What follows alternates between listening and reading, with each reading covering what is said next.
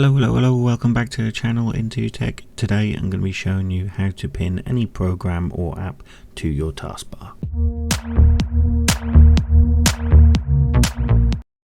Right, so let's get to it. The first way I'm going to be showing you today is simply by dragging and dropping any app that you may have already on your desktop. Simply go to that app, click on it and drag it down to your taskbar.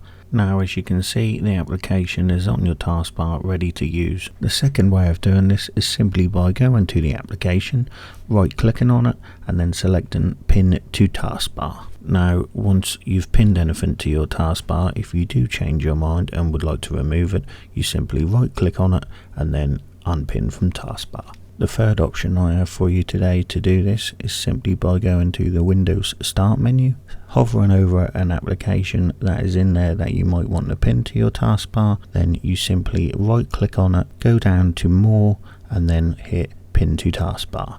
A little bonus tip, you can also just click and drag any application out of your start menu onto your taskbar also. The final option I have for you today is simply by going in the search bar at the bottom and type in Store.